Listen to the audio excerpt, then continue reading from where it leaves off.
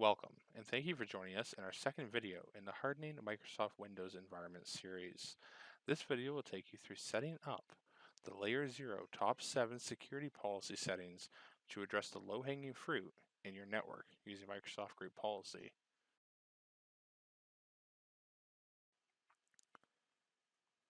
First, we will begin by opening Group Policy Management. We have gone ahead and set up two new policies, one for member server and workstations and the other for domain controllers. This allows us to make changes without affecting the default domain controller and default domain policies. Our new policies have been given precedence over the default policies. We will begin by editing our member server and workstation policy.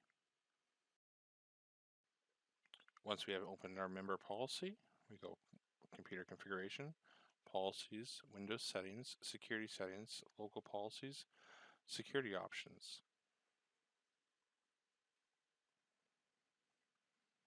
Because this is for member servers, we will go ahead and enable the administrator account.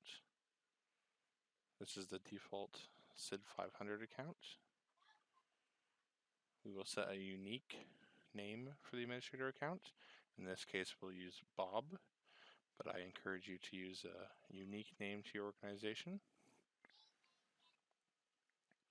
Changing this value prevents certain scripts with this value hard-coded from working.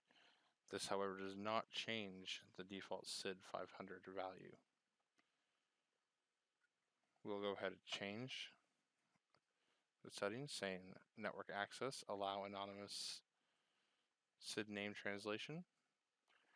We will set this to disabled.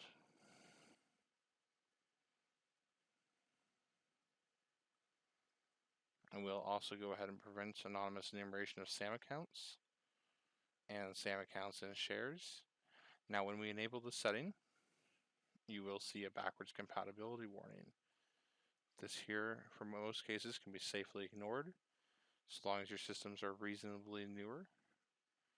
Anything older than 2008, you may encounter some issues. But again, we recommend that before enabling any of these settings, you do test this thoroughly in your network. So again, you set those both to enabled.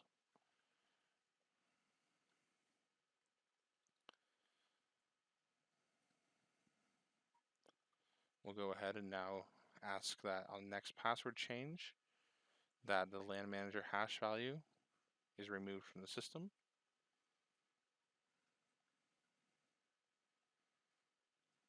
And we want to set our LAN manager authentication level. Instead of using both LM and NTLM responses, we want to make sure that it is using NTLM v2 only and refusing LM and NTLM hashes. Again, you will see a warning there for backwards compatibility. On newer systems, this should not be a problem, but again, we do recommend thorough testing. You also see down here the user account controls. We will not cover these right now, but we do recommend that you do enable these as they do provide some extra protection.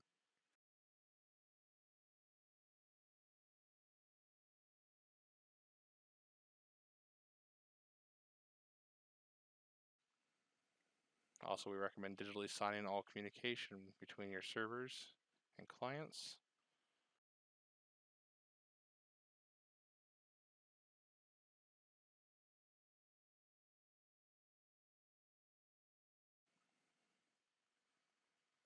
We'll now go ahead and modify our domain controller policy, computer configuration, policies, Windows settings, security settings, local policies,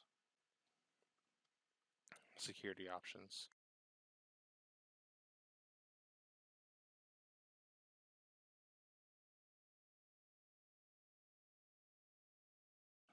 Disable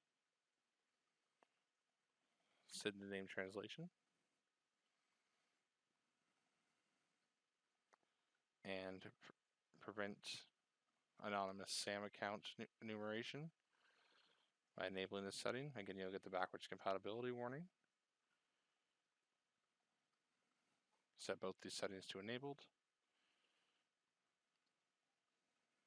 Let's press yes. Please do verify this will not cause any issues with your network.